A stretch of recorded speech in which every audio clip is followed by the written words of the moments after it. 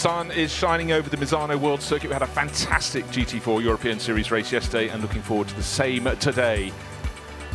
1 hour of racing, 44 cars coming out to play, just showing how this championship continues to grow, get bigger and get better almost with every month. It's absolutely extraordinary. The quality of the cars just absolutely tip-top in this GT4 competition. Air temperature 26, track temperature starting to rise, nearly 36 degrees, and a little breeze keeping it slightly cooler than it would be if it wasn't blowing. And the car's looking fantastic down on the grid. The grid's so large it stretches around the final corner, the 16th turn of this circuit, but wonderful to see so many, not just so many cars, so many different manufacturers involved in the GT4 series.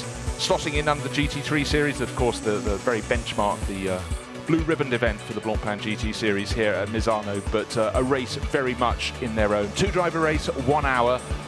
Got lots of different lineups and a couple of drivers deciding to go solo, so they'll be quite tired. It's a warm day here at Misano, but on pole position we have the Phoenix Racing number 5 Audi, and let's go down to the grid because we've got Nikolai Moller-Madsen, and his car is starting down on pole position. He's there with Dakota.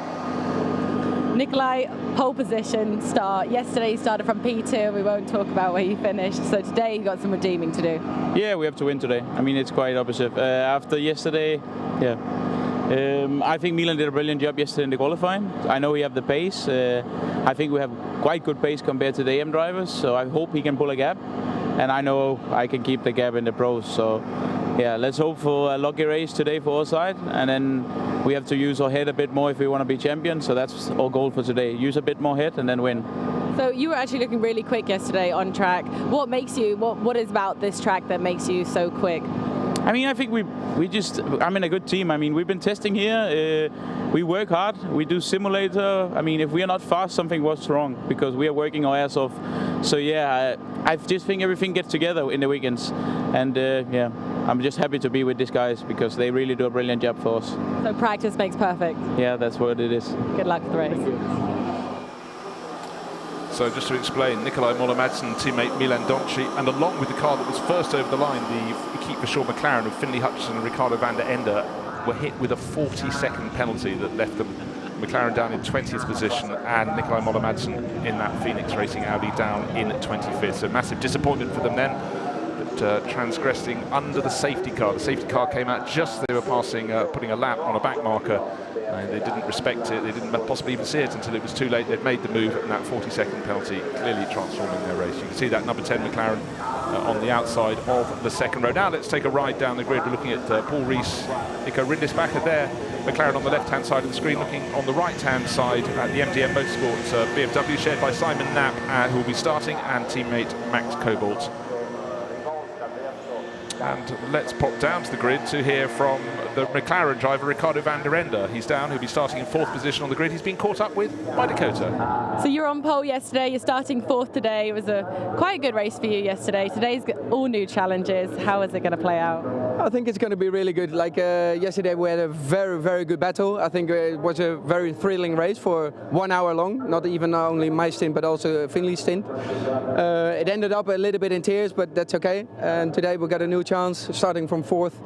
We're quick enough, good combination, good team, good car, so hopefully we can win this one.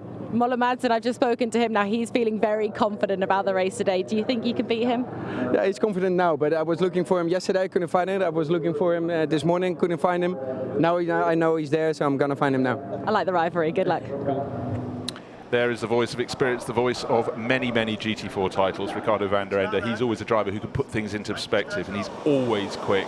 One of the cars that stands out in any time of day or night is the bright yellow Jean-Louis Jasper Jörg Wiebard Phoenix Racing Audi, starting from row number 4. That was in the thick of battle yesterday, didn't come out smelling the roses, unfortunately. Like many drivers, unfortunately the Phoenix Racing team really was a little bit blighted yesterday, but they're so professional, I'm sure they'll fight their way back. Alongside them is Stuart Middleton and Will Tregertha. And they are in their Ginetta. They've already had a win in the championship this year. In fact, 2 wins, a win at Zolder and another at Brands Hatch. They're starting from the better side, the side away from the pit wall, 7th on the grid there in their white and blue HHC Motorsport Ginetta. Great to have all these different makes of cars, these different manufacturers out there playing on the circuit and playing very seriously indeed. Plenty of people milling around down on the grid, taking a last look at these 44 GT4 Chargers. Some of the quicker cars you can see down towards the tail end of the grid, including the number 4 Phoenix Racing Audi, white, blue and white with red and blue stripes up it as well. And in Christopher Zirkling, who's been brought in alongside Helmut Rodig this weekend, they've got one of the quicker drivers on the grid, and we'll see how they can progress. But they are way down. He's doing the second part of the race, they're way down on the 14th row. Car number 47, the Lechner Racing Mercedes, that's on row 5. Jacob Scherbel will start, then hand over to Florian Janitz. And then Nicky Leutwiler, who's all on his own in the Porsche Cayman, will be starting alongside him on row number 5. Now let's go back down to the grid and hear from Gabriele Piana, who's with the number 111 RN Vision STS car with Dakota. Winner of yesterday, you had such a successful race. Today you're starting from quite far back on the grid. What's going to happen? Well, I have no idea. We are starting actually one place better than yesterday. So yesterday we started 12th, so now we are 11th. I have no idea what is going to happen. So our goal is to have a clean race like yesterday. Hopefully he can make some ground up at the start, where we are normally very good, and then we go from there. I have no idea. We want to just have a clean race and see where we end up after 1 hour. Is it nice to be Italian and driving on a home track, a circuit you know probably very well? Yeah, it is nice. It is nice. It is nice, especially because you know, it's nice to have people around you that all speak your language for a change, and yeah, it's very nice. It's also here. It's a very nice place, and it's not like just Italy. It's a very nice area of Italy. So yes, very nice. And what's your favorite part of the track? I would say the back part, where it's well, our car is very strong there, so the back straight and the last braking point is very good for us, and I like that. I like that. Yeah. Give your secrets away. Good luck. In fact, Gabriele Piana's favourite part of the circuit is the top step of the podium, which he got to yesterday, and he's a young man who really requires watching. He's had a considerable success literally the last 2 years since he burst onto the international scene, and is certainly a very big helping hand to his Romanian teammate Razvan Umbarescu. So let's keep on riding down the grid, taking a look at all the makes of cars that we have on out to play here in GT4 racing. Number 6 Phoenix Racing car. This is the 4th row of the grid we're looking at as we ride down on the Segway past the Ginetta and the BMW, sorry, the Audi, the number 6 Audi, then Nicky Leutwiler's Porsche Cayman on the left, the screen on the right, the Lechner Racing Mercedes.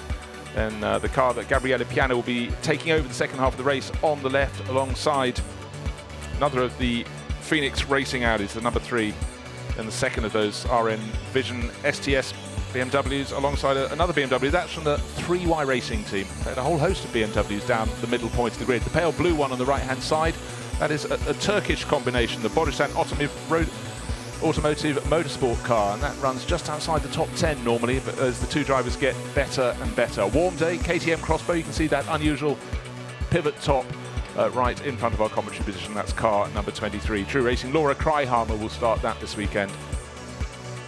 Other one of the Ginettas on the other side of the circuit, CMR. That's look out for that one, Stefan Tribodini, and then he'll hand over to super teenager Pierre-Alexandre Jean, but they're down on the 12th row, so they do need progress. I said we had a lot of cars. Look, they can't even fit it on the start-finish straight, curving our way around turn 16 all the way down to the 22nd row of the grid. The last car on the grid should be Fiona James, starting the Academy Motorsport Aston Martin. That is a whole heap of cars.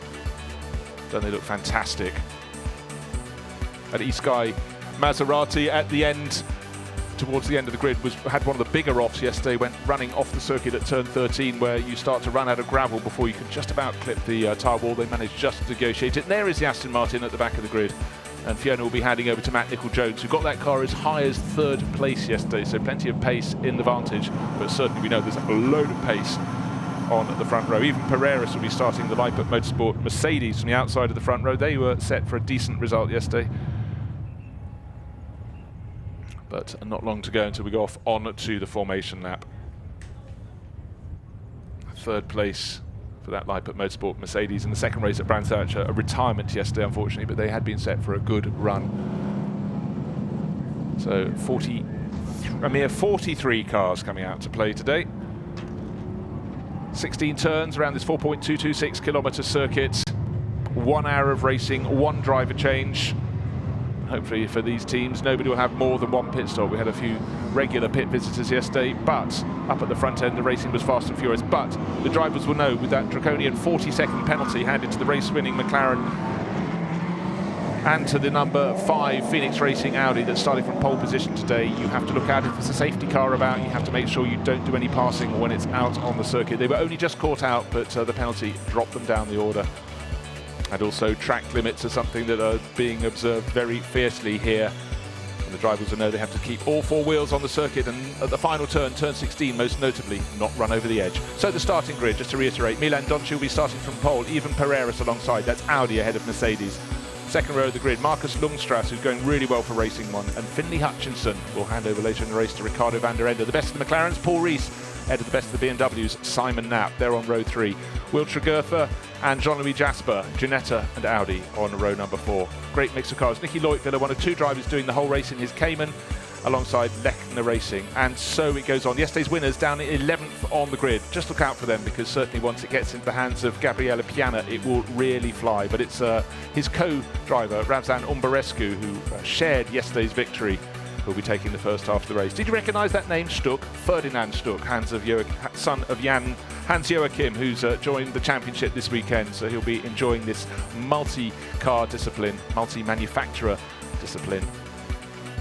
GT4 really is such a growth area of motor racing. And just again, I want to reiterate, look out for the 36 Ginetta from CMR, because Pierre-Alexandre Jean has made a massive splash in this championship in his first full season of international racing. In fact, he's only 17 years old. So one of many young drivers. GT4, when it started, was not the domain of younger drivers. It was the domain of older drivers who wanted, hopefully, to enjoy their racing, and some maybe step up to GT3. But the fact we've got teenagers coming on board, seeing as the way to launch their careers, is very, very encouraging indeed. Lisette Brahms, Las Maras Racing McLaren starts down towards the rear. Now, Carlo went very well in the hands of Andy Merrick yesterday, the Bullet Racing Mercedes. That's right down at the back. Stephen Patrick will start that. He had an unfortunate spin yesterday, but Andy Merrick really got it up to the sharp end. I think he rose as high as 4th place overall. So we'll see quite a lot of these drivers driving combinations, the Pro-Am combinations, where the Am is starting the race, and then they'll hand over to the quicker driver, the Pro. Yesterday it was the reverse. But again, at these meetings, we have 2 races per meeting in the GT4 European Series, and with the way they change around, the driver 2 starts race 1, driver 1 starts race 2. The races always have a very, very different complexion.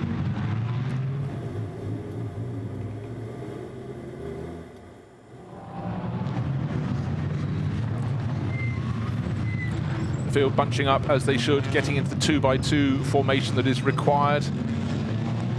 Coming up towards turn 15, there are 16 turns on the circuit. Certainly the front half of this grid nicely in formation, but it's very difficult with so many cars. When you've got more than 40 cars, the ones at the back are a long way back, so the front of the grid is being held up while the back can get into 2x2 formation, actually coming to a standstill before they get to turn 15. The Audi lead car will dive off into the pits, and then the front row of Even Pereiras in the red Mercedes from Leipzig Motorsport and the pole starter Milan Donci. Expect Donci to take the lead if he can get the start just right, because he's on the right-hand side of the circuit. He'll be the right line into turn 1, but that folds immediately into turn 2. The lights on the starting gantry are red. There are 5 of them. We're waiting for them to be extinguished. Wait. We had a late start to one of the races yesterday that caught out the front row. Today it looks like it's a very clean getaway from the front of the grid. Milan Donci, and immediately Pereiras has just accepted, I'm going to tuck in behind you. I want to be sure of second place, allowing Finley Hutchinson a chance to sweep around the outside in his McLaren. It hasn't worked. He stayed in 4th position, but the Racing 1, Marcus Lundstrass, Audi, making a move immediately into turn 2 to try and take second place on the outside line for turn 3, so that's not really going to work. This could be a chance for the McLaren to move up a position up the inside, not proving to be the case. So 1st and 2nd stay 1st and 2nd, 3rd and 4th likewise keeping their grid order. Behind it's all very nice and neat and tight. It's down in about 6th place. Looking forward at the batch ahead of them, I think that could have been the BMW we were riding with there. Oh, Finley Hutchinson looking very feisty. McLaren looking one way at turn 7, looking the other to try and get past Marcus Lundstrass. Around the outside they go. Lundstrass was 3rd overall yesterday and was the winner of the Pro-Am class. But bodywork I thought I saw flying up there. Certainly you'd expect Finley Hutchinson to get the McLaren ahead to get up into 3rd position. Very nice, neat and tidy around the opening part of the lap. The 55 HHC Motorsport Ginetta makes a dive up the inside to gain a position going onto the back straight in the Ginetta, setting off after one of the Racing One Audis. So all very clean and tidy at the front, but no place changes just yet. Will anything happen down into turn 13? The driver who has gained a position is Simon Knapp. He's got ahead of the McLaren of Paul Rees. That's the only place change in the top 6 positions. And in behind, we can see Jean-Louis Jasper's gained a position. He's got ahead of the Ginetta. The early few corners, and the Ginetta now fighting back. Finley Hutchinson looking one way, looking the other to try and get around the Racing One Audi, but hasn't managed to do it. In fact, coming up towards turn 15 and 16, he's lost a little bit of ground in 4th place in that number 10 McLaren. And Nicky Leutviller, as the solo driver, his Porsche Cayman, he's gained a position. He's got onto Jean-Louis Jasper's tail, so in fact the HHC Ginetta has lost a little bit of ground in the opening laps of the race. Now Paul Rees being challenged very hard indeed in the McLaren, but doesn't look as though that move has worked. So race leader Milan Doncic, handing over to Nikolai Moller-Madsen around mid-distance. His job for now is just to keep clear of even Pereiras. And behind Paul Rees with Jörg Wiebahn in the number 6 Audi. That's the car we're riding with now. You can just see the bright yellow bodywork around the windows. I really fancied Milan Doncic to pull away from even Pereiras, but even is keeping just about half a second down on him. In fact, the Audi leading the race, running wide, as did Lundstrass in his Audi in 3rd place out of turn 8. But really the key corner, get it right through turn 9 and then really get yourself a good exit from turn 10 onto the King's back straight. There is Nicky Leutviller in the 222 Porsche Cayman, pushing this car. And Jean-Louis Jasper getting very close to the rear of Paul Rees. Paul Rees didn't make the best escape from turn 10 onto the back straight, and then tries to keep out of the way and provide no slipstream. Up front of the race, I'm really impressed with even Pereiras getting right now onto the tail of the race leader Milan Doncic. I expected the Phoenix Racing Audi to pull clear, and it certainly is not doing that. And Markus Lundstrass, leading the Pro-Am class in 3rd overall, is pushing back. Oh dear, Jean-Louis Jasper, he's just gone for a little, Jörg Wiebahn has gone for a little bit of a bouncing ride across the curbs. That's cost him, and those behind probably lost a little bit of ground. First 5 have now made the break because that incident. Where is the bright yellowy green Audi? Not come round, so I'm afraid there's been a bit of an incident there. Car 37 and car 71 have been noted for an incident very early in the race. That's Akhil Rabandra's BMW, and car 71 is the Paolo Meloni Massimiliano BMW. Well, that's under investigation. That was turn 10. Already we've got track limits warnings. Oh, and here we have a move from Finley Hutchinson. He's shaped up Markus Lundstrass, more experience and maybe a little bit more pace through that sequence of corners. He's moved up into 3rd place now. Lundstrass back to 4th in the number 16 Racing One Audi. And tucked in behind Simon Knapp, looking very feisty indeed in the MGM Motorsports BMW 2-3 abreast. And it looks like Lundstrass is about to lose another position into turn 8. Yes, he does. So in half a lap, unfortunately, Markus Lundstrass has lost 2 positions back to 5th. There he is now fighting back, trying to get back up with the BMW, but it isn't happening.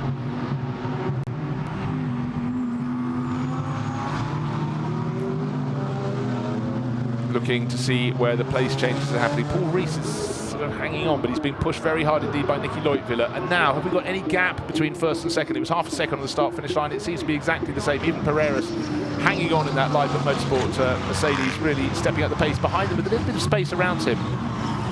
We have Finley Hutchinson up into 3rd place, and he's shaken the cars off his tail. 1st, 2nd and 3rd, Audi, Mercedes and McLaren. Tiny bit of a gap. And then Simon Knapp in his BMW, so 4 manufacturers in the top 4 positions. That is why the growth of GT4 has been such a success. So many manufacturers wanting to come and play, and you can see how many cars they can sell if they create GT4 races. So it's great business for them as well. First 3 have now made that break. Simon Knapp, maybe he's slowly holding up Markus Lundstrass, can't be entirely sure. Paul Rees, a tiny bit of a gap now. He's had a better second half of the lap. He's starting to shake off Nicky Leutviller.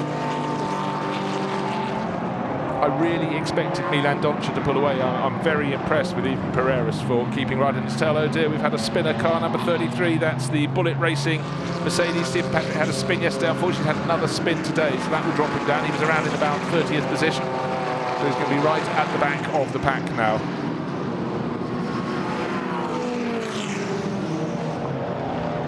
First 3 about as close as you could possibly be. Still the number 5 Audi is going past a McLaren that's had a spin as well.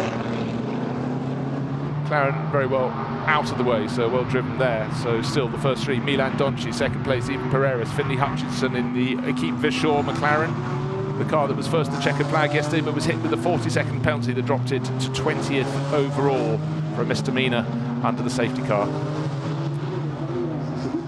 Simon Knapp being attacked, or a little look from Marcus Lundstras in 5th place, seeing if he can get 4th. And now we've got Finley Hutchinson again, showing just a wonderful speed down the back straight, and made it very easy getting past the Lippert Mercedes up into 2nd. So Finley Hutchinson really rather wants to hand this car over in the lead of the race. He's almost alongside Milan Donchi, the wider line for Donchi, out of 14 up to 15, but great pace around down the back straight from a sleek McLaren. So Finley Hutchinson right on the tail now into turn 16, the final corner lap. Stay within the confines of the circuit, top 5, a little bit of a gap, then Paul Rees in the McLaren from Team GT.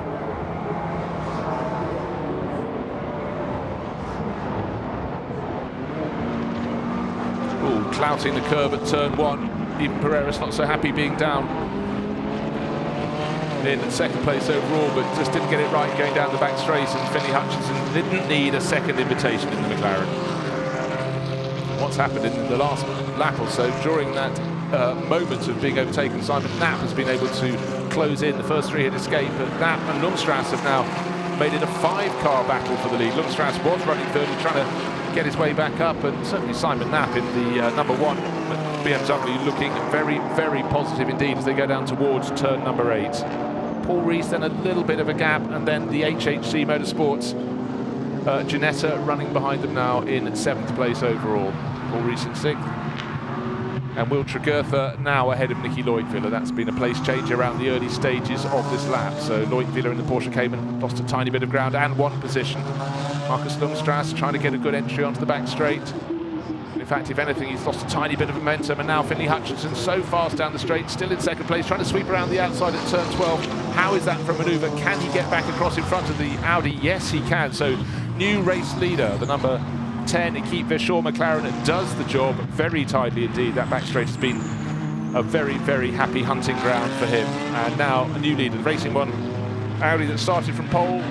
Sorry, the Phoenix Racing Audi that started from pole position in the hands of Milan Donchi, now back into 2nd place. And lots of changes of position there as the Lippert Mercedes tries to keep hold of 3rd place at the very least, and Simon Knapp putting a lot of pressure on Even Pereira. So Marcus Lundstras for Racing One trying to fight back as well in the red and grey Audi. While this is going on, Paul Rees in the McLaren behind them, able to just edge that little bit closer. He's not in their battle yet, but don't forget we had a 3-car battle for the lead, then it became 5 cars. It's very soon going to be 6 cars, but what we're starting to see, particularly as the cars are going on around this lap, is I think we're going to sense that McLaren is just going to start edging clear and maybe be in a race of his own, unless Milan Donchi can get the balance of his car as he wants the Phoenix Racing Audi and try and hang on to his tail. But the ease with which the McLaren did the overtaking to pick its way up the order from 4th to 3rd, 3rd to 2nd, and 2nd into the lead of the race is looking very ominous indeed.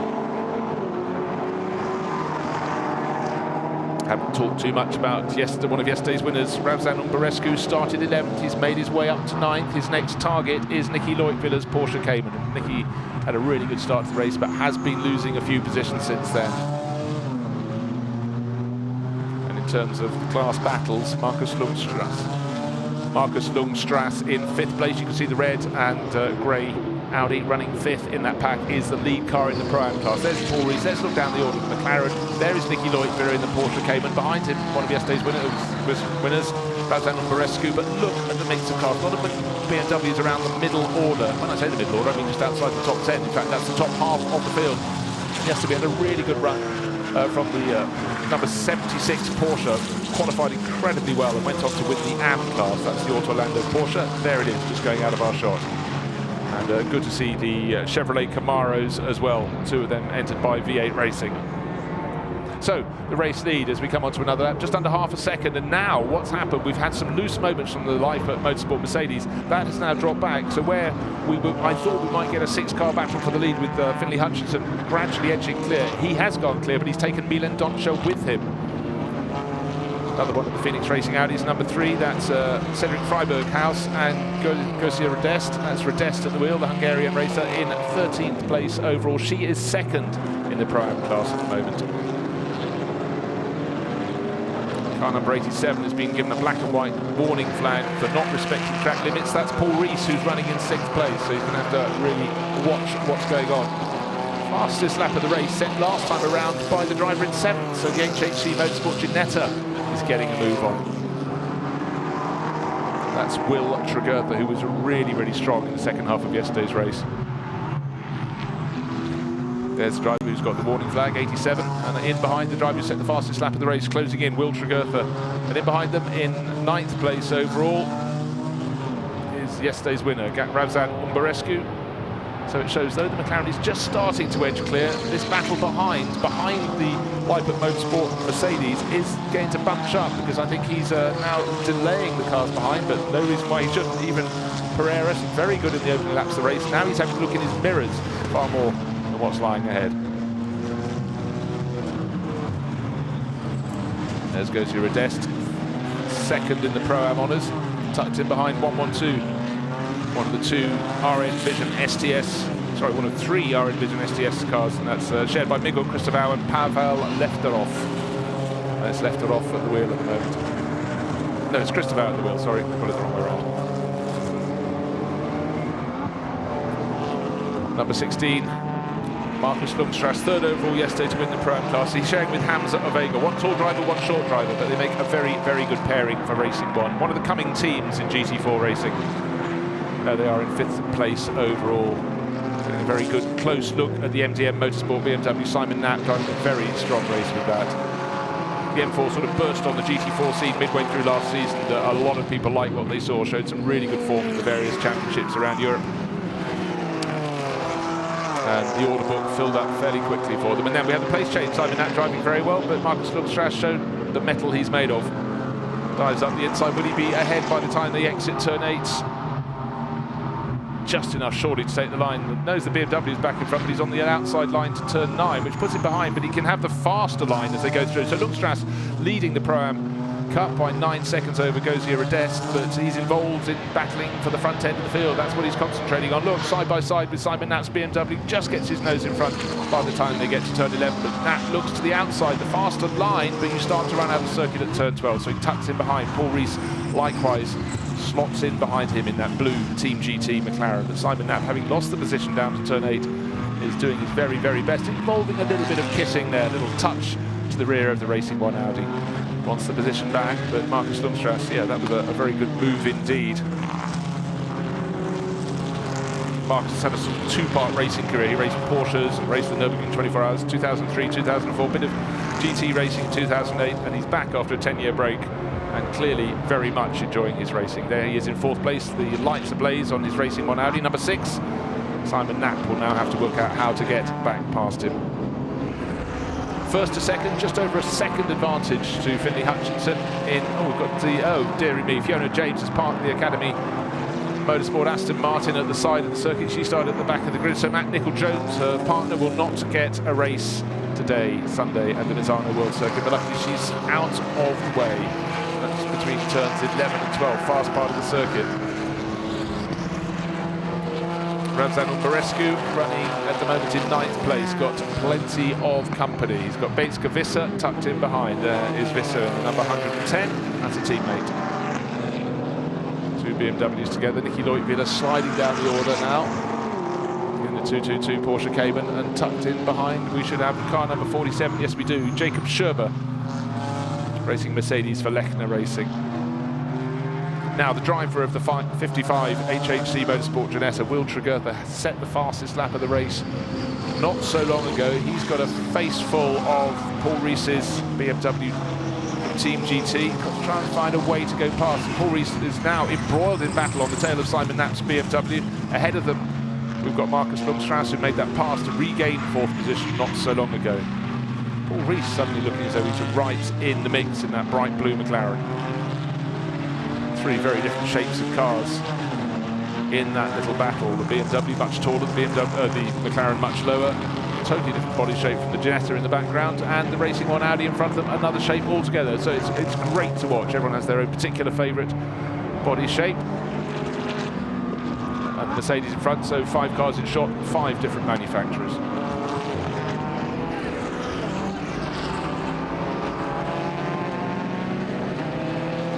Paul Rees sharing with Nico Rindlisbacher, British driver with an Austrian.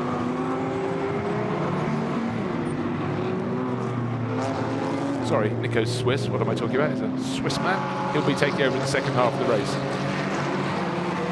Just sense that even Pereira has had a slightly better lap. It looks like he's opened out a bit of a margin to protect his third position as Marcus Lundstras is fighting very hard for something out. There's Nicky Leutwiler trying to hang on to that group. He's in, really falling down the order. He's now in 10th place overall.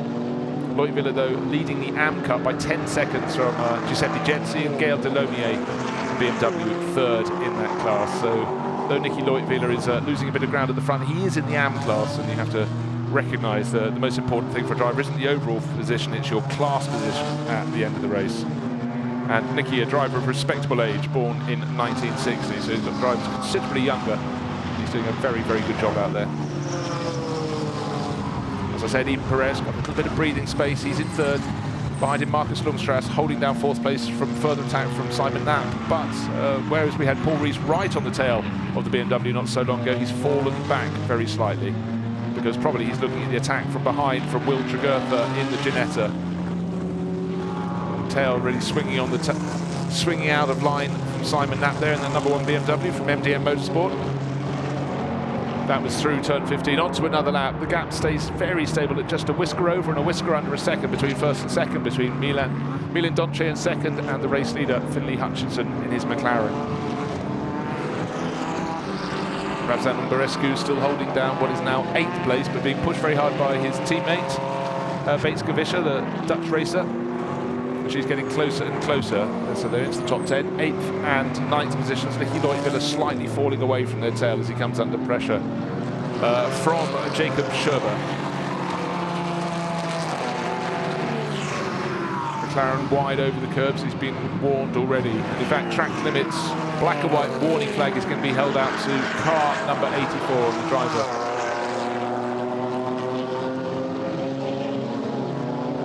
So people have been warned, they will just have to watch out any further misdemeanors once you get that warning flag. Slightly confused, I can't find an 84 on my list. I think it might be for 87. Paul Rees has been warned already, he's in 87, so we'll just see if that message changes on screen.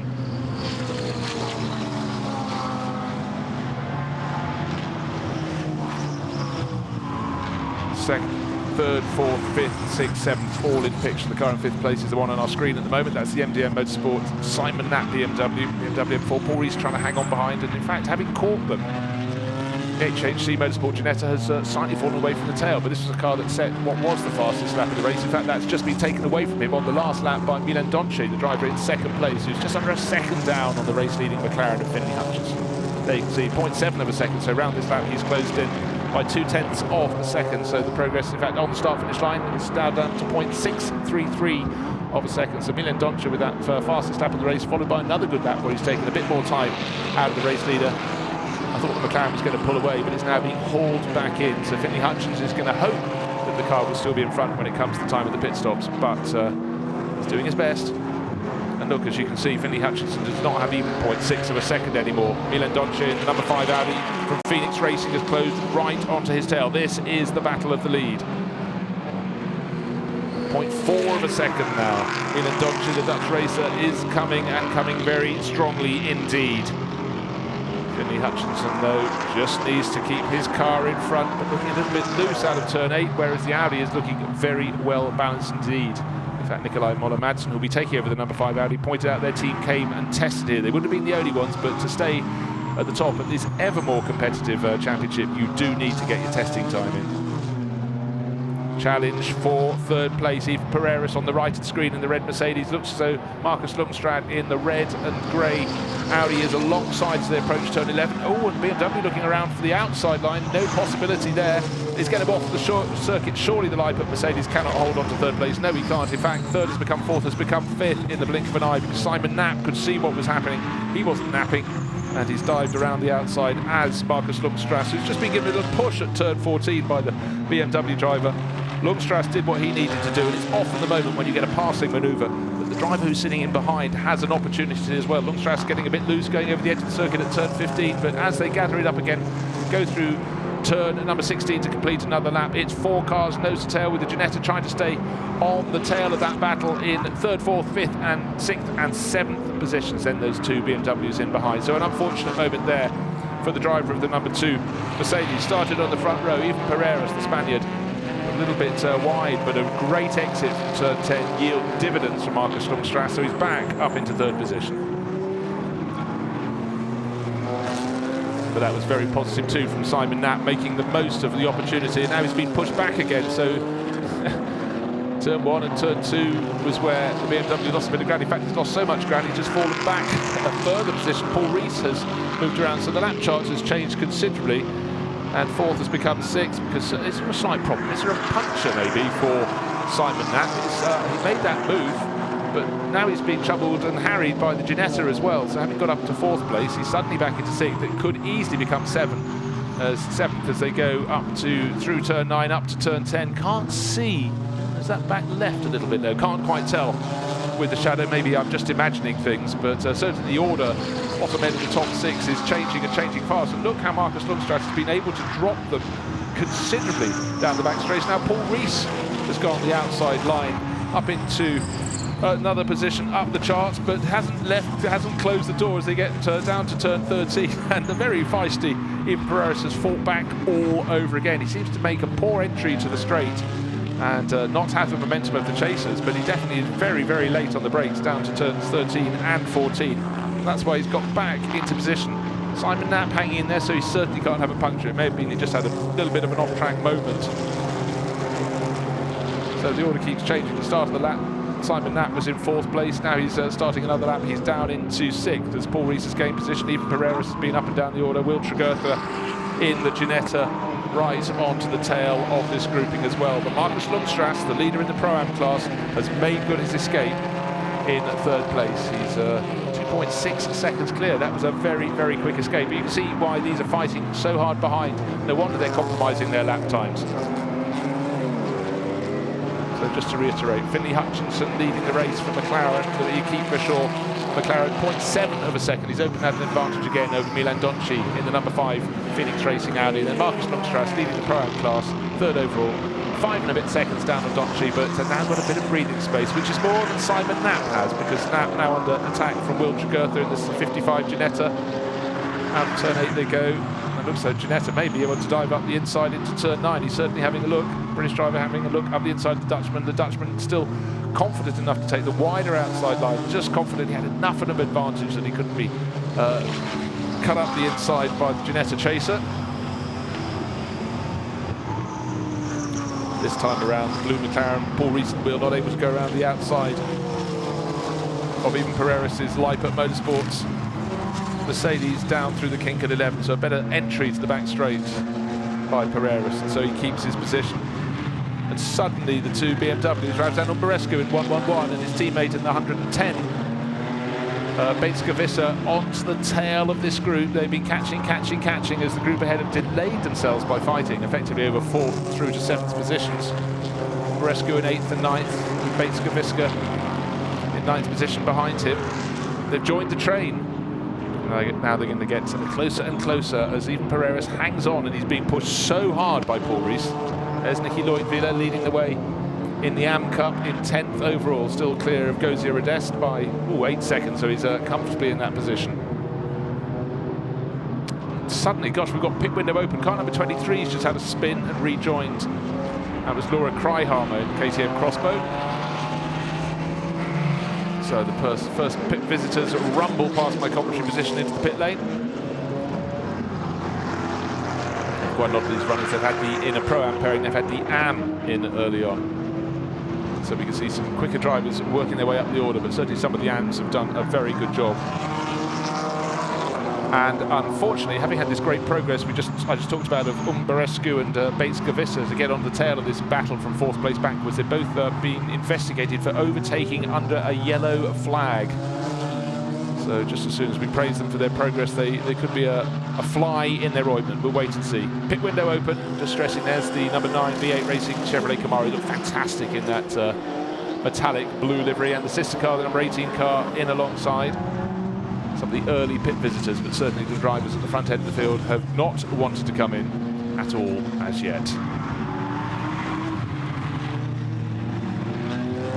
Paul Rees now ahead of Even Pereira. That's a change around this lap. So he's been trying for a while. He's had his nose ahead briefly. Now let's see if he can pull clear, because I think most of the drivers, once they get past Even Pereira's Mercedes, they're able to gain an advantage. Ravzan Umbarescu diving into the pits. I think he's the first of the top 10 to make a pit visit, waiting for the signal. Milan Donch has come in as well. Sorry, I didn't notice the guy in second place has dived into the pit, so that leaves Hutchinson clear at the lead of the race. Simon Knapp continues. He's going to hand it over to Max Cobalt. And then every time Paul Rees gets ahead of Even Pereira, it gets handed back again within half a lap. So there is the Milan Donci number 5 car. Started from pole, they pushed back to second position, but they had a nice advantage over the third place runner. And so Milan's decided that Nikolai Müller-Madsen will get the lion's share of the race, but only just. It's a 1 hour race, and as you can see, we've got 33 minutes remaining. Up into second place, Markus Lundstrass. There is his number 16 Audi. Bends the gap back to Even Pereira, who spent his entire race just checking what's been happening behind him. Paul Rees going one side, he's overtaken him once, he may well do it again. At turn 8 though, it's still the red Mercedes in front, and now suddenly Simon Knapp has taken a different line, tried to pull alongside Paul Rees' McLaren, but he's going to go for the outside line around turn 9. There they are at 9, but he's probably going to run out of circuit at turn 10. He's going to have to come off the power and slot back in behind him. Wiltshire tucks in behind the BMW. And he's got Bates-Kavissa next in line behind him, now up into 8th place, because her teammate Ravzan Umbarescu, who shared victory yesterday, one of the early pit visitors.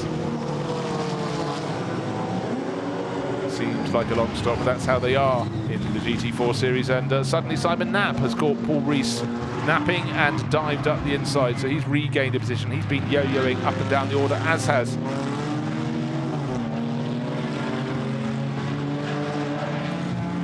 So it's been a great battle, and certainly even Pereira has enjoyed it. Simon Knapp's been doing overtaking. There goes Wiltshire diving into the pits from 7th place.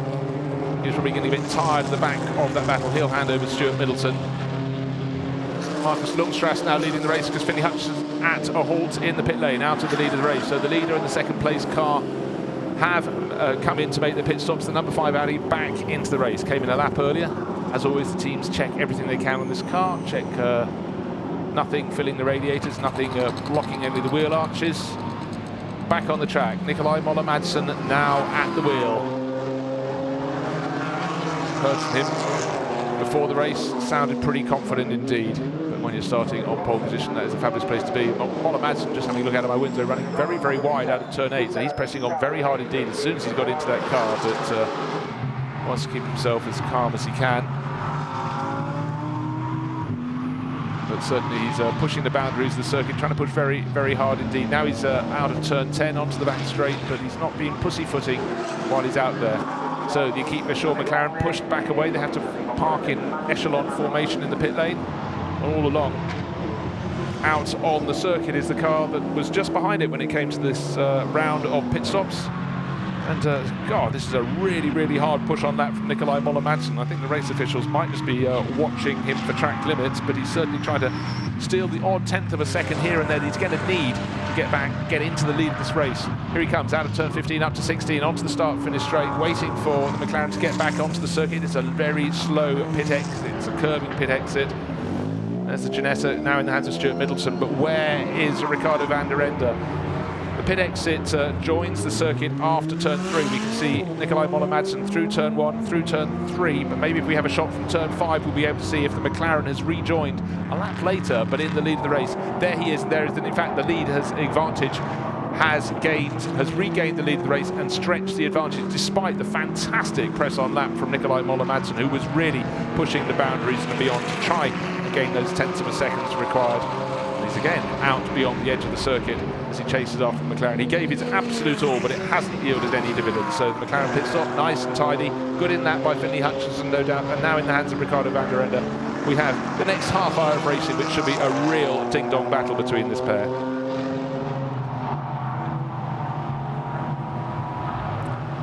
The big question is whether Hamza Avega can hold on to 3rd place when he takes over from Markus Lundstrass, but he hasn't been given the car as yet. Lundstrass leading the Pro-Am class, leading the race ahead of even Pereira, staying out as long as he possibly can.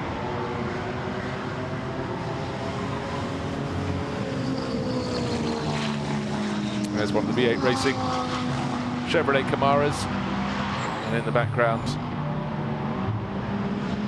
Number 16 leading the race, but waiting and owing us a pit stop. Marcus Lundstrass going on as long as he can. Even Pereiras just losing another position on the circuit.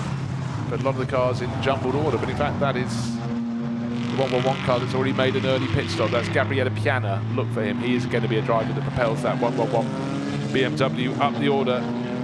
Number 2, even Pereiras doesn't really want to be battling with him. There's a lap difference, and of course the Mercedes driver owes us a pit stop. But here comes that pit stop.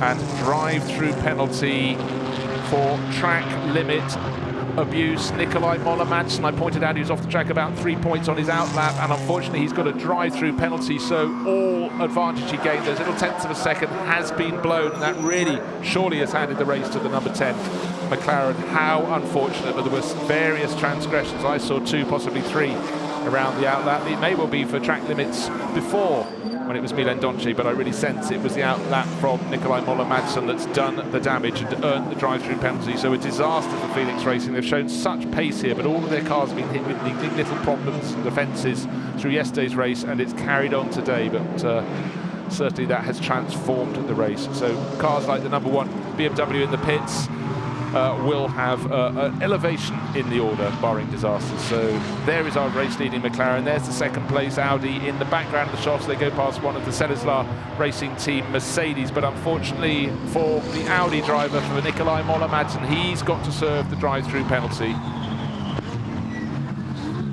for gaining advantage by abusing track limits, and black and white warning flag for car number 77. That's one of the Racing One Audis, Saba Moore and Patrick Zamperini. They too have a potential penalty coming their way. They've got a warning flag. It's tight in the pits as the number 2 Mercedes made that pit stop, and even Pereiras is handing it over to Marcus Paverud, the Norwegian racer, who's waiting for the signal to go. Looks so now he's being held. So he's lost a second or 2, and bearing in mind that Simon Knapp was in the thick of battle, Max Cobalt may be behind that battle when he rejoins. A second here or there can make a big difference in such a competitive championship. Oh, and then you get drivers pinged for not meeting the minimum pit stop time, but number 12 unfortunately being under investigation for speeding in the pit lane. That's the Borusan Automotive Motorsport, the Turkish entered BMW. Normally runs just outside the top 10, and that would drop them down the order if indeed they're given the punishment.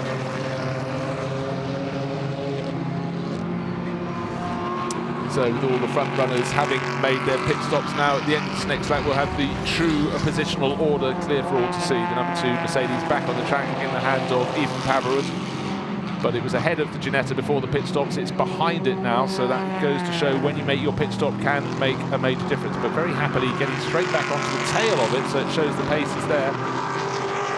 And Gabriele Piana in the 111 BMW, that is definitely a car to watch. The back of that little grouping. There's the Ginetta, then the Mercedes, and then Gabriele Piana. Winner yesterday with his teammate Ravzan Umbarescu tucked in behind. Simon Knapp, that little delay in the pit stop has dropped him behind the BMW from the other team. And now a drive-through penalty for car 12. We just talked about that for speeding in the pit lane. For the Turkish BMW, their race really spoiled very much by the penalty, but the penalty is there for obvious reasons. But just watch this 111 BMW. I think that is the one that's got the pace for this second half of the race. And another car number 87, being looked at for speeding in the pit lane. That was Paul Rees Nico Rindisbacher. Don't forget that was in the top 6. The McLaren all out on its own in this race.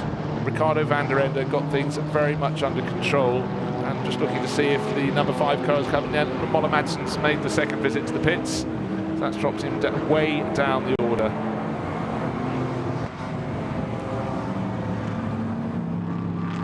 So Stuart Middleton now pressing on the HHC Motorsport Ginetta. Even Paverud for company, then the one tucked in behind is Nico Menzel, then the second of the BMWs is Gabriele Piana, the 111 teammate. So Nico Menzel managed to scramble the order. The car that was started by Bates Gavissa has moved ahead of the 111, yesterday's winners. A sense that Stuart Middleton is now starting to drop the pack. HHC Motorsport car just starting to drop because the Mercedes is with even Pavril at the wheel, he's being pushed very hard indeed. The number 2 Blancpain Motorsport Mercedes, and he's having to focus on his rear mirrors more. In fact, being challenged by Nico Menzel to go round turn 8. The Mercedes almost in another country as it goes out wide on the exit. So too does 111 Gabriele Piana. He wasn't as far off the circuit, but place change. But there's a side. This Mercedes, doesn't matter if it's even Pereiras or now Marcus Pavril, they never give up. They always attack. If they're overtaken, they just simply fight right back, but it cost them. They had a very messy entry to turn number 10. I think they can lose out to both of the BMWs now. They won't have had the traction out of the corner, and that valiant defence proved to be a bit of a folly. And Nico Menzel suddenly got Gabriele Piana, his teammate, right on his tail and carrying a bit more momentum down through turns 12 and 13. And in the background of the shot, we have the number 1 Max Cobalt BMW. We know it has pace. In the hands of Simon Knapp, it was right at the sharp end of the field, but a slightly slow release from the pit stop is why it's behind the 2 BMWs from the rival team from RA Envision STS. The MDM Motorsport crew will have to try and keep on pressing on. Max Cobalt is trying to push the Mercedes, but at the moment, if anything, actually slightly losing ground. So it's Ricardo van der Ende from Hamza Owega with 14-second advantage. That's tidy. Of course, the number 5 Audi with that drive-through penalty has gone tumbling down the order to 11th place overall. Just checking the timing screen. So, but he can probably get up to about 6th place. 22 minutes remaining in this race. I would reckon 5th or 6th place could be a possible target for Nikolai Moller-Madsen if he doesn't transgress any further. But certainly there's a massive advantage for Ricardo van der Ende. He was confident before the race, but he couldn't have been confident that the challenge from the number 5 Phoenix Racing Audi that was starting from pole position would be eliminated. And it most certainly has with that drive-through penalty. Hamza Owega in the 16 Audi, 2nd place overall, being hunted down by Stuart Middleton. Stuart in the number 55 Ginetta. 2nd yesterday, sharing with Will Tregurtha, could well be 2nd again today. Can't match the pace of the race-leading McLaren. Now here's the number 5 Audi trying to make up ground all over again around Nicky Leutwiler.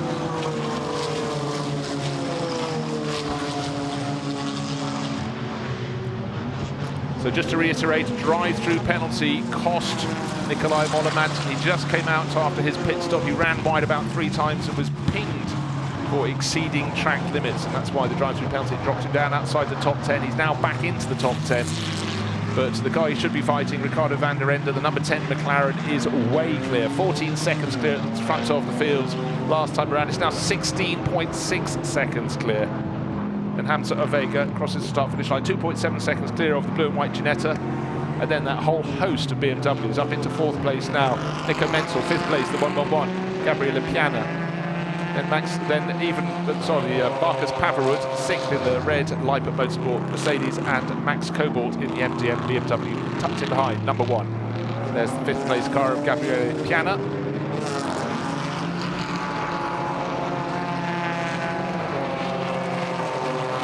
And just another message on the screen, another car under investigation for possible transgression of pit stop time. There's a minimum pit stop time, and the Reiter Engineering KTM Crossbow have got 3 Pils and a Matthias Drescher being investigated. If you don't hit the minimum pit stop time, you get a far bigger penalty than the second or so you might have saved by transgressing and coming out just too quickly.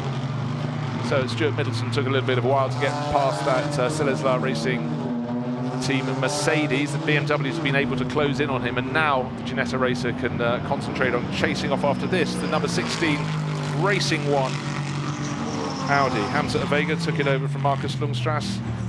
They finished 3rd in yesterday evening's race, and they're looking set for another podium here because they're running on their own at their own pace, which is a rare treat in a GT4 race. So these should be good laps for Hamza Owega. Hasn't got the pace anywhere near the pace of Ricardo van der Ende. Last time around, 2.2 seconds in 1 lap was the difference. Car 24 is a 2-second stop and go penalty.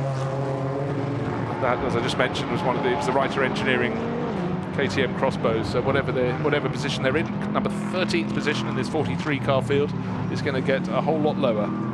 There's the message on the screen.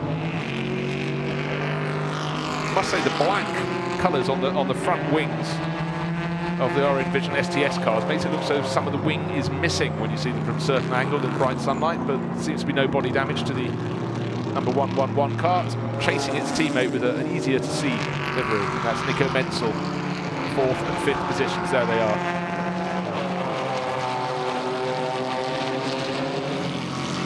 They seem to have the pace of Stuart Middleton. Stuart Middleton in the 55 Ginetta is catching Hamza Avega, but not at a great rate. Oh, suddenly new fastest lap of the race by the driver of the car, down in 8th place overall. KTM Crossbows coming good in the hands of Reinhard Koffler. Ferdinand Stuck, son of Hans Joachim, took the start of the race, and Reinhard is absolutely flying. He's 4 seconds down on the number 1 BMW, just off the back of this group, which is Max Kobold. There it was, just flashing through the screen, but eventually in the background of the shot, the KTM Crossbow is coming. It's just going out into the shot at the back of this pack in turn 10. Fastest car in the field. It's behind that silver Mercedes. There it is, orange, black and green, and Reinhard Koffler absolutely flying in the number 22. Up to 8th place, and oh yeah, he's taking great chunks of time out of Max Kobold in the number 1 BMW. He's got to get past the Celislaw Mercedes, which is a lap down, but been a little bit of an obstruction for the group as they've come through, but now he stays very kindly out of the way, so well done the driver of that silver Mercedes, which I think was probably Louis-Philippe Sonnen, who's driving solo.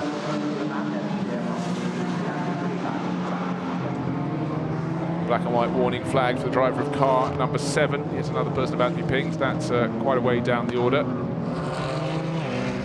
Car number 7, Street Art Racing, Aston Martin. They've been great support of the championships over the years. Wow, the rate of gain that Reinhard Koffler is having. And in behind, there's Nikolai Moller-Madsen. Could have been challenging for the lead. Came out just behind the McLaren that had been leading by a small margin before the pit stops. In fact, he came out before it. Back off the track a lap before it, pressed too hard, got those exceeding track limits warnings, and unfortunately there were too many. Seemed to have an advantage given the stop-go penalty. Now Moller-Madsen up to 9th place, like the car in front of him, Reinhard Koffler, cutting his way out the order. Nicky Neuwirth now finally out of the top 10, ran as high as about 6th or 7th place, but he's still leading the AM class by a very tiny margin indeed. Now we're having a possible change of place behind the battle for 4th place. Nico Menzel and Gabriele Piana. Piana has got his nose in front, he's on the left of the screen at 111. I said he'd be coming through. Has he made the move stick, or will Nico Menzel brave it around the outside down to turn 12? No, he's decided he will slot in behind. So good move there from Piana, and that's allowed Pavarud to close right in on them.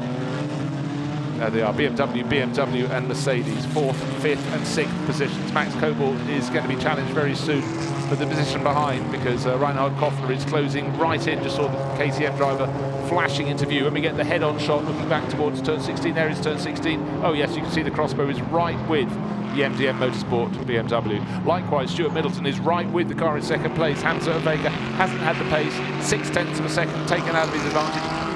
No place change at turn 1, no place change at turn 2, through the sweep at turn 3. Still in the 2nd place in the hands of the Pro-Am class leader, but he's being harried. And certainly for Middleton, he's caught him. Now he's got to pass him and do so soon. Well, I didn't think as soon as turn 4, but the move has been made. And it's been made work very well indeed. Turn 4 to turn 5 was very good, because if he was delayed at all behind Hamza Avega, the pack behind would have got onto his tail, and certainly didn't want that.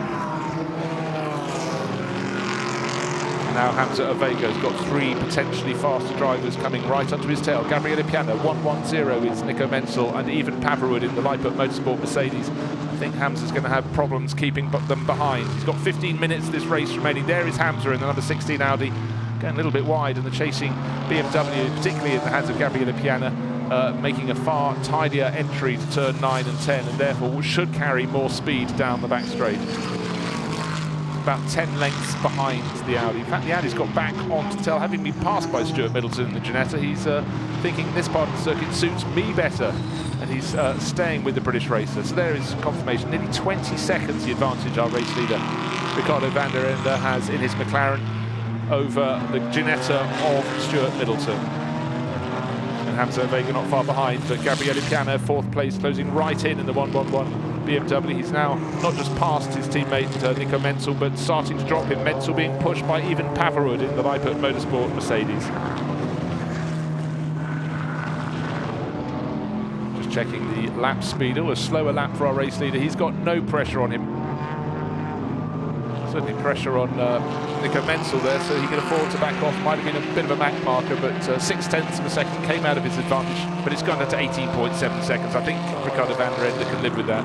Ricardo's the sort of driver with so much experience that winning this race at the lowest possible speed may well be something on into his consideration. Contact there between Nico Menzel and even Pavarud. Certainly the body language of the cars was they were getting very close indeed. Lights flashing from Pavarud, so suggesting he's saying, I think maybe it's time you got out of my way. I'm going to be trying to come through. But the BMW driver prevails.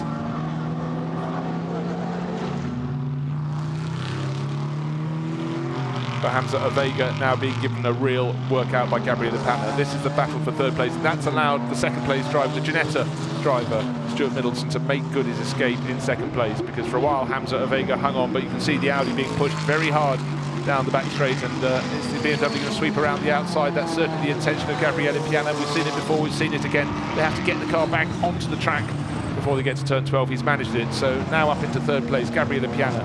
Don't forget, this was yesterday's winner. Today they started in the 11th place on the grid, so up to third. That is very, very promising indeed. Piana just so confident to throw that BMW around.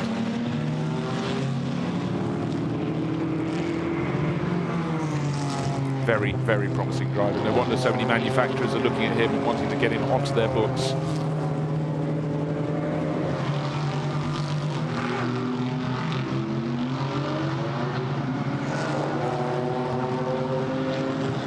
Take a look at this replay. The 76 Orlando Sport car right in the thick of battle. And unfortunately for the AM class leader, round he goes, sorry, no, he's second in class. So Giovanelli spins, still leading the AM class is Nicky Leutvilla, but unfortunately they're pressing on. The Orlando Sport car enjoyed a great day yesterday, but unfortunately that little spin by Giovanelli has not helped the cause today. Reinhard Koffler, what a star this driver is. He's now right on the tail, buying a bit of peace for Nico Menzel as he challenges, as he puts the pressure on even Pavarud, diving up the inside into turn 8. Almost worked. The KTM crossbow just looking so much more nimble. Didn't quite work this time, but you feel it's just a matter of when he makes the move stick. The Austrian racer just such a positive force in KTM crossbows. He's the master of this particular type of car.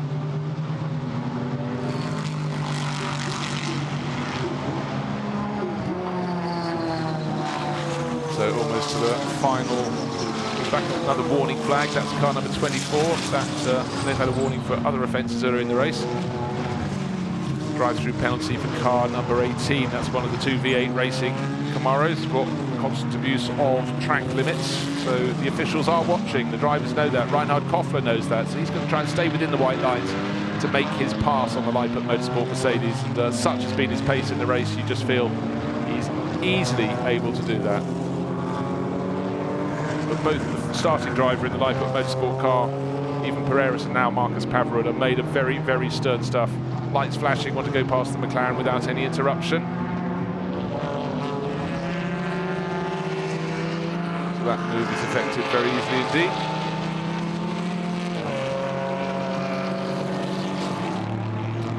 Also need to keep an eye. I reckoned earlier that Nikolai Moller-Madsen might get up into the top 6. Well, he just gained another position. He's now up. Does that make it 6th place? No, it's 7th place because Reinhard Koffler has gone past him as well. So Mercedes suddenly has had a bad half a lap or so and shed 2 places. And look how far and clear that the Koffler KTM crossbow. Once he got past that, Mercedes is rocketing away from it, and he's soon going to be up on the tail of Nico Menzel by the looks of things in the BMW.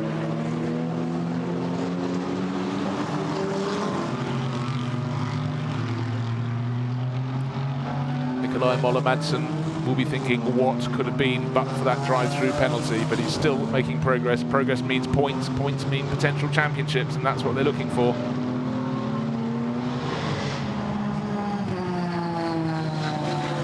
Reinhard Koffler continues to hunt, and dearie me, car number 13 going for a big spin. That's the Mark Batheng, Philip Bethke Porsche Cayman. That's always a feature in this championship, but that rotation down at turn 13, that's a lot of gravel he got to drive through there, but very well caught at the end of it. That's Mark Basseng at the wheel. Just trying to dive very deep into the corner and running out of, as Juan Pablo Montoya said when he put the car off at Le Mans, he said, I simply ran out of talent, which is a good, honest answer, but you've got to try, and going as deep as you dare can lead to going just too deep. So Nikolai Moller-Madsen continues his chase. He's now trying to catch up with Reinhard Kofler in the KTM Crossbow. Just in front of him is, in 5th place, is Nico Menzel in the 1:10.0. Well, not for long, because Reinhard Kofler didn't want a second invitation. So nimble, that KTM Crossbow. Another place gain, so what an impressive run. Just looking to see, it was the 8th row, 17th position on the, sorry, the 15th position on the grid. Started by Ferdinand Stuck, and the True Racing KTM Crossbow, just one of the stars in this final third of the race. And for Nico Menzel, he's lost a couple of positions. Moller-Madsen's now in front of him in the Phoenix Racing Audi, and clearly that number 22 KTM Crossbow from True Racing on a massive charge in the hands of Reinhard Kofler. By the way, our race lead has sort of stayed fairly stable recently. Slightly coming down, Stuart Middleton, but he's 16 seconds down on Ricardo van der Ende, who's very experienced Dutchman, who's doing what he needs to do this race. Great to get out in a race and just have the confidence to adapt your pace. He can wind it down the final 8 minutes of this race. Sitting on an advantage like that is a massive luxury.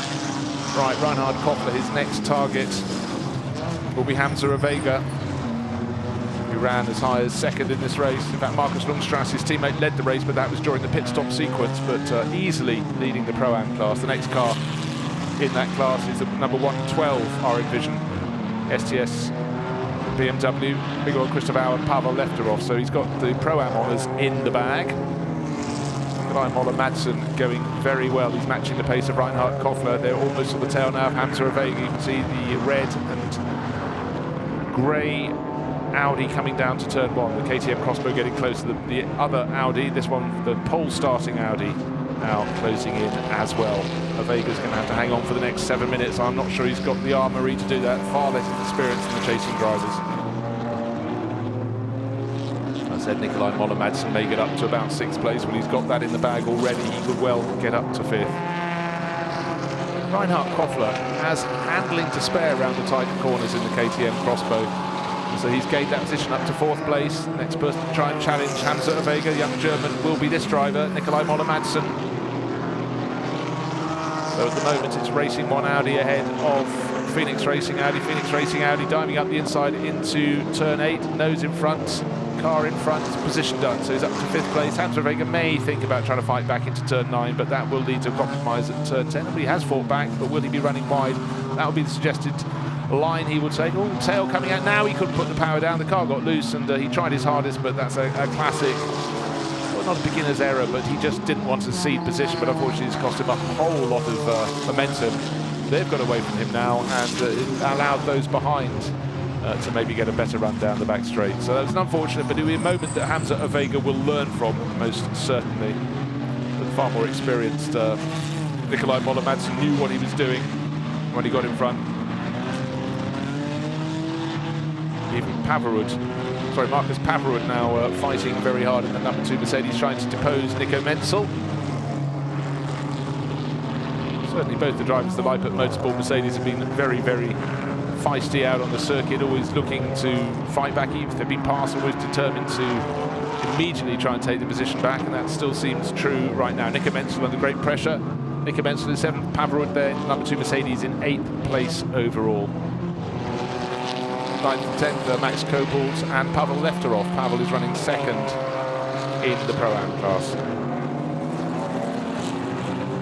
Into the final 5 minutes of the race. 1st to 2nd now, 14.6 seconds. Stuart Middleton is closing in, but you don't have to do the maths really. He's not going to be able to catch the race-leading McLaren. Number 10 McLaren out comfortably in front of this race. All the fighting is in the second half of the top 10, and we're enjoying some of that right now. Lights flashing from even Paverud. He wants to get past Nico Menzel, wants to unsettle Nico Menzel down the cut towards turn 8, but Menzel in BMW's got enough of an advantage not to have to worry at that particular point. But through the corner, wow, huge amount of extra speed that Paverud was carrying at that point. One of the Porsche Caymans pulling off the circuit to keep out of the way. I don't know if he's just trying to keep out of the way, if he's got a puncture. We did see Mark Basseng go for a spin in his. And as I look up, Oh yeah, travelling very slowly out of the corner, down the back straight. I think that's limping home to retire. You can see on the right-hand side of the screen, Porsche came. Yes, he's indicating I'm staying to the side of the circuit. A very nice bit of driving there.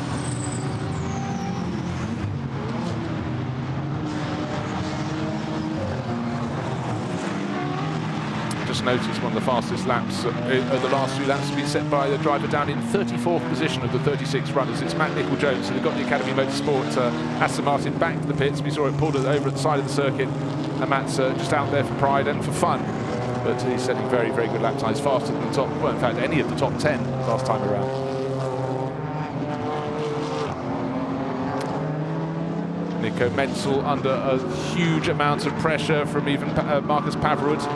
Holds on in the BMW ahead of the Mercedes, but certainly that Mercedes has been fighting with someone every single metre of the race so far. We're getting towards the end though, we're down towards the final 3 minutes of this race. Car number 30 now getting a warning flag for disrespecting track limits. That's Celesar Racing Team, Johan van der Rum and Nicholas van Dierendonk. So it's not just the drivers at the front who are being looked at.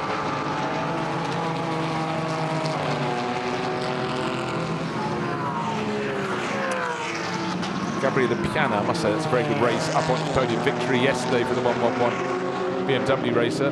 He's being hunted down though by Reinhard Koffler, but pretty much matching the speed. They're trading tenths of a second here or there, so it should be, I would reckon, at the end of the race. Ricardo van der Ende taking victory. Second place should go to Stuart Middleton in the Ginetta. Third place to Gabriele Piana. Beyond that, it's pretty much anyone's guess, because as you can see, the fighting is still very, very fierce indeed. Looking at Nico Menzel, still holding off Marcus Paverud. Ought to let Max Kobel catch them, but he's 3 and a bit seconds back in that number 1 BMW, so that's not going to happen. But just fantastic racing, and a few back markers making it slightly harder for the chasers to get past, but now number 30 does pull out of the way. That's Johan van der Rum, Nicholas van Dierendonk, car, the one that was just warned for getting in the way.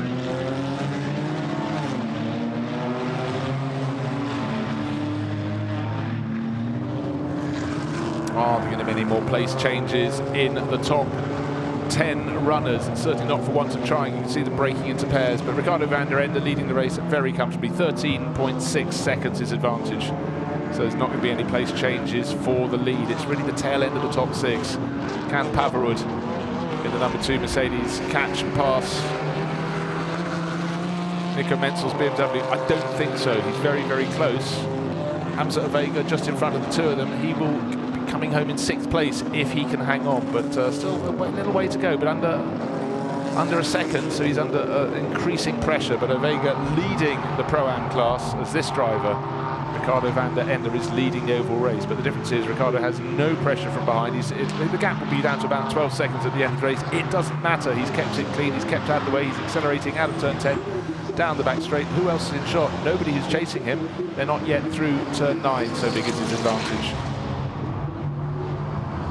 And now Paverud going up the inside of Nico Menzel. Place change there, so they've swapped position. I thought that was the only place to have a place change, but they may both yet pass Hamza Avega, the red and gold, silver and black Audi, still just in front of their second place Ginetta. Looking back to 3rd place Gabriele Piana.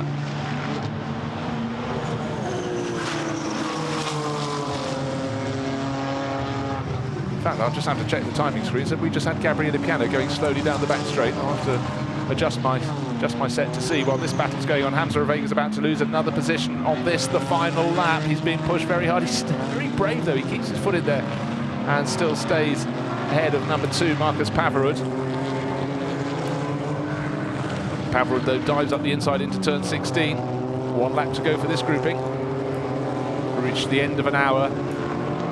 Hamza Avega slightly obstructing himself there. Lights flashing, the BMW comes through as well, so Nico Menzel goes up a position, but don't forget Hamza Avega is heading to the Pro-Am class honours. There's Nico Menzel in number 110. No, we didn't have Piano going slowly. Piano. The car that is going slowly, hold on, we've lost the Ginetta. The Ginetta was in 2nd place, Stuart Middleton, has suddenly fallen to 5th place. That was why I couldn't work out what was going on. The car suddenly moved slowly, I didn't quite see which one it was. Thought it was Gabriele Piana, but he's gone up into 2nd place overall, so I don't know what the problem is for the Ginetta, but suddenly with 1 lap to go it's tumbling down in order. No such problems for Ricardo van der Ende. as he is clear. Now look for the Ginetta, not in that pack. Are they all gaining place as well? Oh dear, the Orlando Sport being passed on all sides. Given a tap up the back, there's the Ginetta in 55. Has there been a transponder problem? Where is he around the lap? No, looks like he's fallen behind Nikolai Moller-Madsen as well. Don't forget, these are fighting for championship positions, so it's been all changed. Can't see what the problem is, but Nikolai Moller-Madsen, that therefore should move him up into 4th place. So that's been quite a recovery drive. And for number 1, 110 and 110 and 111 as the race is completed round the final corner. I'll come back to them in a second, but here comes victory round the final corner for the last time. Ricardo van der Ende just showboating. It's been a very dominant win. Of course, the number 5 Audi was taken out of the challenge with that drive-through penalty. Second place will go to Gabriele Piana, but only just from Reinhard Koffler. What a star the KTM racer is. Which one's going to be in front across the line? It's just the BMW. Gabriele Piana, victory yesterday with Ramzan Umberescu, and second place today. I'll take the next through over the line. Nikolai Moller-Madsen in 4th. Stuart Middleton tumbling back in the Jetta to 5th. And number 2, Marcus Pavrud in his Mercedes coming home 6th. Nico Menzel in 7th place. And Pavel Lefterov, 8th place overall, winning the Pro-Am class. Right, now I'm going to come up to the comment I was going to. The message on the bottom of the screen, the car that finished 2nd, 111, and the car number 7, in 7th place, its teammate, number 110, under investigation for overtaking under yellow flags. That was raised earlier in the race, and it's still being put back onto the screen. So potentially the car that's finished 2nd and the car that finished 7th, both teammates could have a little problem coming their way, but let's not get ahead of ourselves. Another story in the race, not just the easy eventual win for Yekit Verschoor McLaren, the drive-through penalty for number 5 that dropped it down outside the top 10, coming back to 4th place, but also the sudden demise with a lap and a half of go. The car that was safe in 2nd place, the HHC Motorsport Ginetta, ended up in 5th place overall, so it's all changed. Incident throughout this race, as you'd expect. 43 cars coming out to play on a circuit that provides excellent racing. And just to run through the top 3 finishes in the Pro-Am class, it was the 1112 BMW that won that class in 8th place overall. Hamza Avega tumbled down in those final few laps. He led it really till right at the end, got muscled out. He fell to 10th place when it looked as though he'd got that in the bag. Marcus Longstrass started. Oh dear. Needs some marshals there very quickly indeed. That 87 McLaren at the side of the track. Nico Rindlisbacher waving furiously to come and attend. That hasn't quite made it back to the paddock after the end of the race. Nicky Leutwiler, by the way, easily won the AM class, so hopefully that fire can be put out very quickly indeed. And we saw the spinning Orlando Porsche recovered to finish 2nd in AM, and car 39, Sylvain Debs, Gwenaël Delomier, their 3Y Technology BMW, were 3rd in class. But the class of the field was that McLaren that started from 4th place overall, stroked home to a comfortable win, 10.3 seconds. In fact, we saw an advantage of nearly 20 seconds at one point in the race, but Ricardo van der Ende knew he didn't have to take any risk, knew he could afford to run just a little bit off the ultimate pace. What he had to do was done when the drive-through penalty was served. Was ahead at the time, but unfortunately for the 5 Phoenix Racing Audi, the drive-through penalty dropped them right down the order, so it was a fantastic recovery drive by Nikolai Moller-Madsen to get it back up to 4th place at flag 4.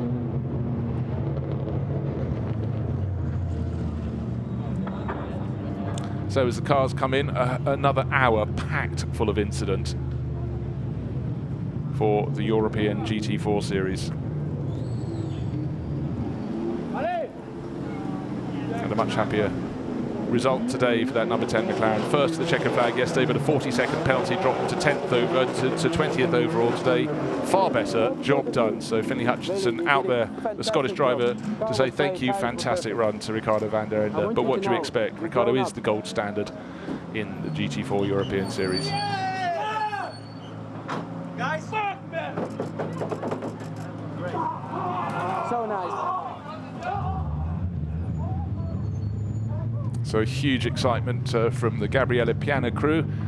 Ramzan Umberescu coming out to congratulate him as well. Great deal of excitement down there, possibly a bit of bad language, for which I apologise.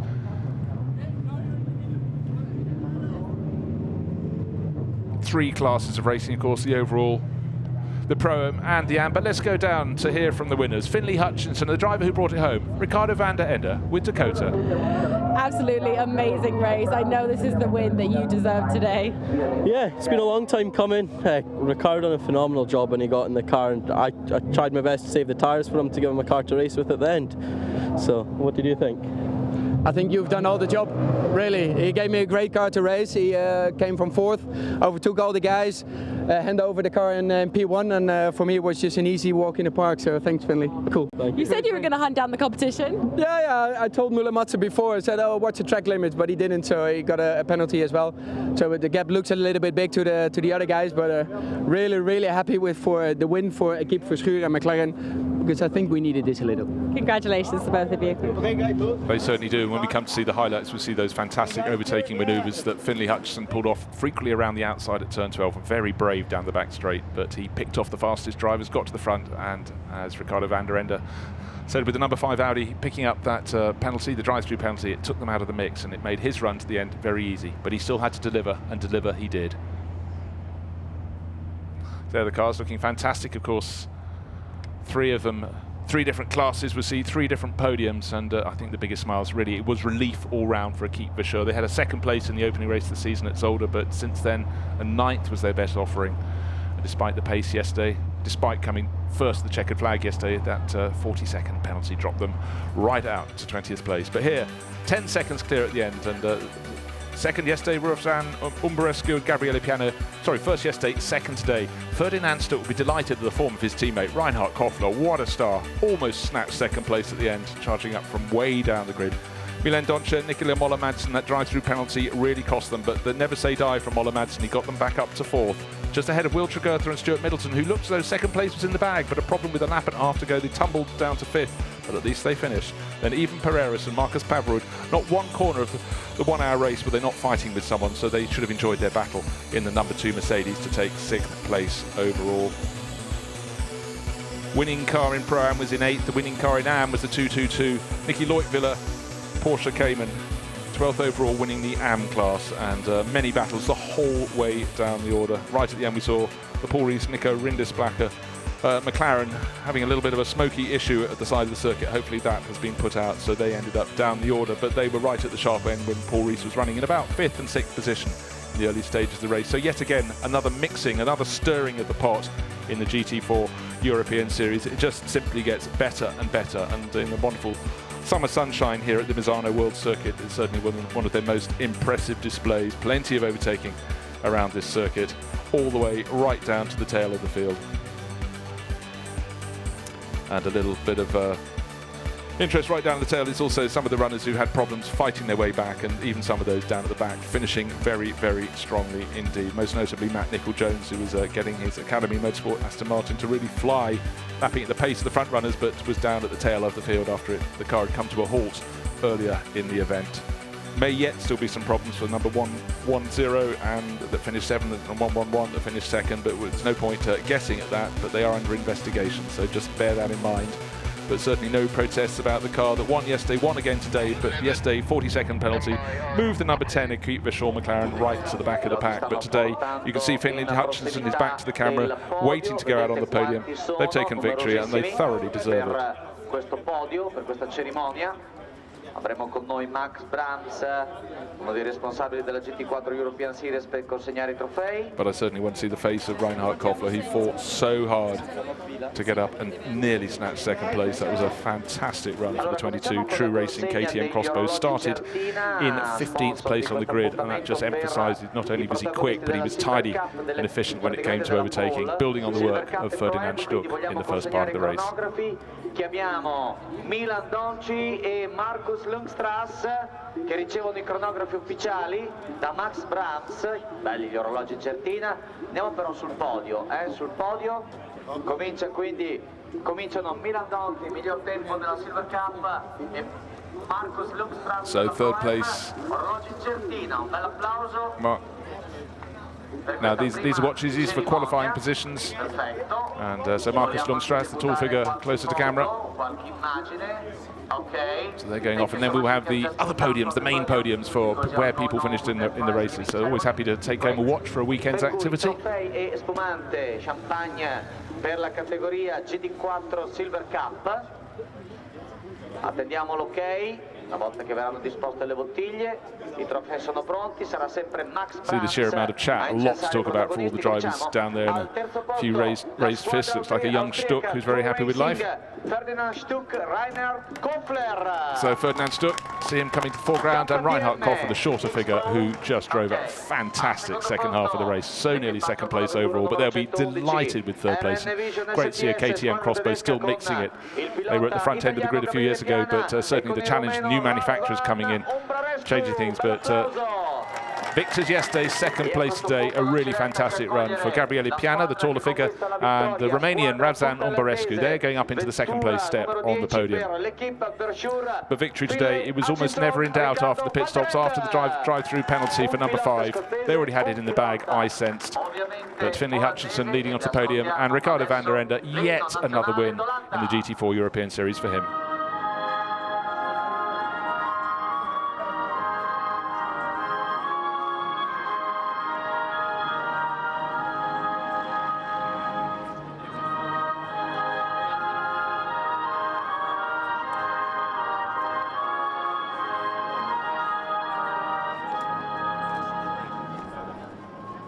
Un applauso al podio e comincia così la cerimonia con la consegna del trofeo all'equipaggio che ha colto il So after the rendition of the Dutch national anthem for Equipe Verschoor, the winning team, more pats on the back between Finlay Hutchinson and his mentor Ricardo van der Ende. And not just 2 seasons ago, Finlay was racing, young Scottish racer, was racing in Formula Renault, but he moved across to GT4 last year, came 5th in the European Series, and appears to be going from strength to strength. 18 at the start of this year, so again one of the young teenagers in this championship, definitely one to watch, and that has put their season back on track. So guys, official picture, please all together on the same step, showing the trophies if you can. Okay, up the caps and champagne. Drivers too interested in getting to spray the fizz than get onto the top step for one group photo.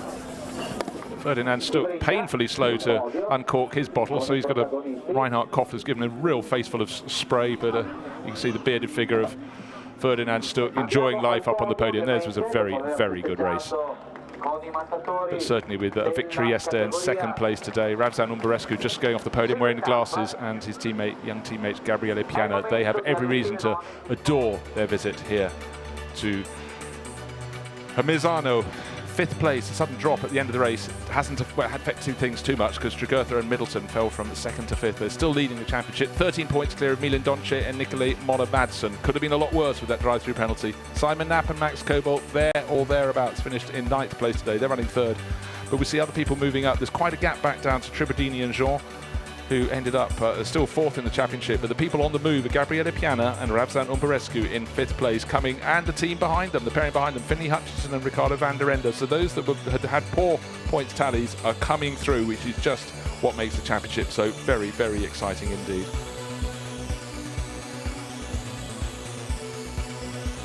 Just think 2 laps before the end of that, we could have had Tregurtha and Middleton even further clear, but for that glitch that dropped them down the order. Looking at the squads coming out in the Pro-Am running, Gozi Radest and Cedric Freiberg-Haus on the right of the podium. Phoenix Racing Audi. 2nd in the Pro-Am class, Hamza Avega and Marcus Lundstrass. They won it yesterday, but today's winner, Pavel Lefterov, in the and Miguel Cristóvão, the Portuguese racer, are in Vision STS. So BMW's really proving very strong. You can see Miguel with his Portuguese flag.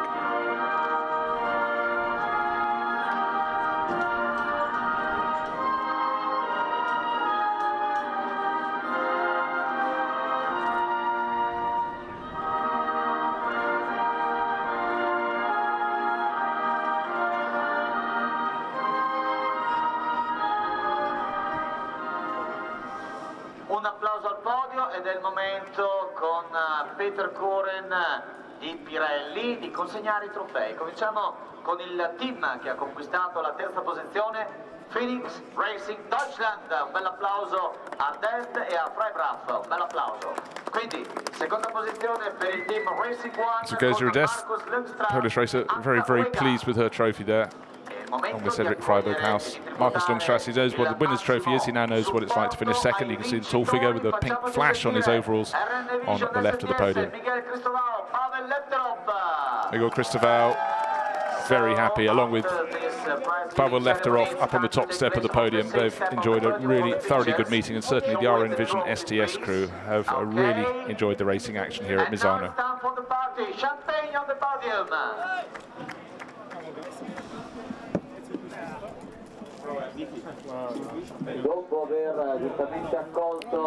So spray all round, and we've got the third podium coming up for the AM class runners.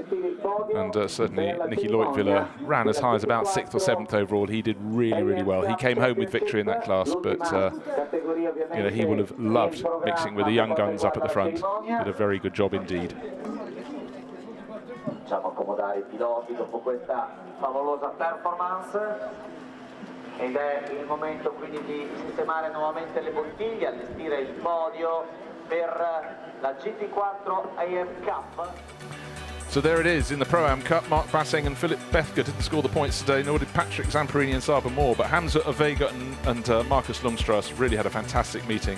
First in the class yesterday, second today. They moved up to third place overall, ahead of the W&D combination of Paolo Meloni and Tresoldi. A few problems for some of their chasers, and that's allowed Pavel Lefterov and Miguel Cristobal to move up to 6th place overall. Saw them on the top step of the podium, and they thoroughly enjoyed it. And now the AM podium. Third in class, the number 39 crew. Gwenel Delomier and Sylvain Debs in the 3Y Technology BMW. Second in class, we're looking at 76, and that's Giuseppe Giovanelli and Giuseppe Jesi and Alessandro Giovanelli for Ortolando Sport. Yesterday's winners, but today's winners in the AM class. Today's winner, I should say. He drove it all alone. Nicky Leutviller. He's every reason to look tired. He did the whole race, and it was getting pretty warm out there, so that was a great result for Nicky. Really thoroughly deserved, and you can see he hated every single second of it.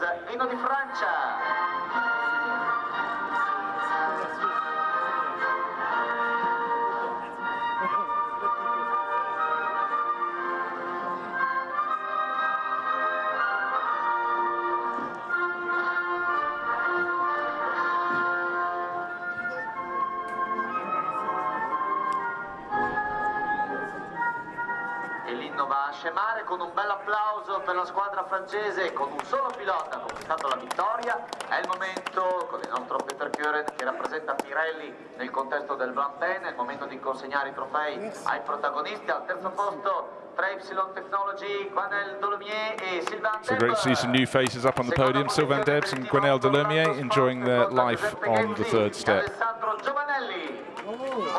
And again, a fantastic weekend on home ground for the Ortolando Sport crew. We saw Giovanelli having a little spin, but it didn't cost them too much because they still managed to take the points for second place in the AM class. But staying on the lead lap was no small feat in its own, and doing so with such style. Nicky Leutviller up on the top step. Yeah, he's a very happy man indeed, and so he should. Showing the trophies, please, with the cups. That's the same, okay? And now champagne. And their weekend is over. Now they can enjoy the rest of the racing action. They've had their own, and they can stay and watch the rest here at the Misano World Circuit. And home alone, effectively on the top step, and finally spraying whoever's left. Nicky Leutviller, the winner of the AM class here at Misano. What a great day he's had. What a great weekend. So the sun was shining ahead of the race. Fantastic weather here. 43 cars coming out to play. A packed start down towards the first corner, and it was all very tidy indeed. Milan Doncic preserving the lead. A big charge from Even Pereiras on the outside in that number 2 Mercedes, being pushed by Marcus Lundstrass, the Pro-Am runner, and then unfortunately a spin for the number 6 Audi. That took it out of the overall reckoning deep into the gravel. But the story in the early stages of the race was Finley Hutchinson making the moves to go into the lead of the race in the Keith Verschoor McLaren. Great running from Marcus Lundstrass, mixing with the far more experienced drivers. There's Nicky Leutviller. He went on to win the AM class, but he was really mixing it with the big boys at the front end. Marcus Lundstrass being demoted by Even Pereiras, but then Even would fight back, and so it went backwards and forwards. Fantastic racing around the circuit. The BMWs also started making the moves coming up the order. There's Simon Knapp in the number 1 BMW being given a bit of a rub. The 2 wonderful rumbling Camaros into a pit stop, and the story of the race was the number 5 Audi came in from second place, a lap for the number 10 McLaren, but look, pushed just a little too wide beyond the circuit, and on his outlap went over the white lines about 3 times, was given a drive-through penalty for that, and as it happens, the McLaren was ahead just when their pit stops were completed, and that expanded the advantage to a very tidy number for Ricardo van der Ende. And the teammates, Nico Menzel 1-1-0 and Gabriele Piano 1-1-1, fighting super hard together, really enthralling racing.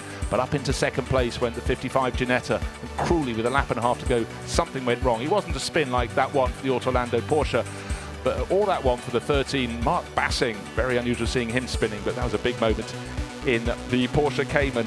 And as the battling at the tail end of the top 6 went all the way to the finish, there was a sudden late problem for the 55 Ginetta, fell down the order, but no such problem at all for the number 10, Equipe Vauxhall McLaren. There is the victory. Yesterday it won, picked up a penalty. Today, no such problems. And delight on the podium for Ricardo van der Ende and Finlay Hutchison.